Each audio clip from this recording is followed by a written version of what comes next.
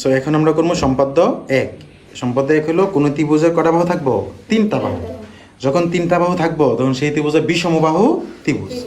এখন কিভাবে আঁকতে হয় সেটাই আমরা দেখবো। দেখো এইখানে একটা প্রশ্ন হলো যে একটা ত্রিভুজের বাহু হয়েছে 3 সেন্টিমিটার, 4 সেন্টিমিটার এবং কত সেন্টিমিটার? 6। এই ত্রিভুজটা আমার আঁকতে হবে না? তো আমি আগেই ভিডিওটা শর্ট করার জন্য আমি আঁকা রাখলাম। দেখো এ সমান হচ্ছে 3 সেন্টিমিটার, বি সমান 4 সেন্টিমিটার, সি সমান 6 সেন্টিমিটার। এটা তুমি স্কেল দিয়ে এঁকে নিবা, ঠিক আছে? আঁকার পরে এখন কি করবা? স্কেল দিয়ে তুমি যে কোনো মাপের যে কোনো দৈর্ঘ্যের একটা রেখাংশ নিবা, ঠিক আছে? এই রেখাংশ থেকে তুমি কার সমান করে নিবা? তিনটা বাহু আছে না, এ বি সি। তুমি যে কোনো বাহু সমান করে নিতে পারো, কিন্তু সবসময় চেষ্টা করবা নিচে দিয়ে কি নেওয়ার? বড়টা নেওয়ার। এ হলো সি, এ হলো কি সি। তাহলে আমি এখানে দিলাম কার সমান করে? সি এর সমান করে। কার সমান করে? লেখা লেবে কার সমান?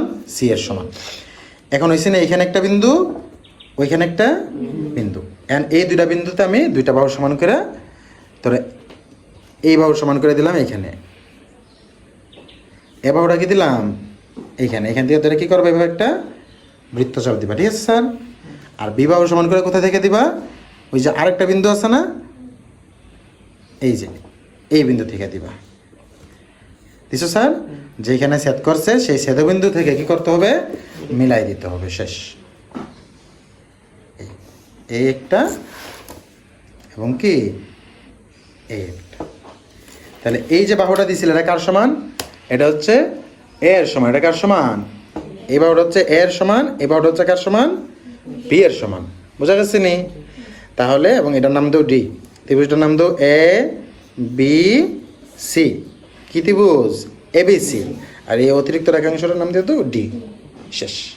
তাহলে এইটা হলো কি? যখন কটা বাহু থাকবো? তিনটা বাহু। কটা বাহু? তিনটা। এটা হলো সম্পাদ্য এক। সম্পাদ্য এক।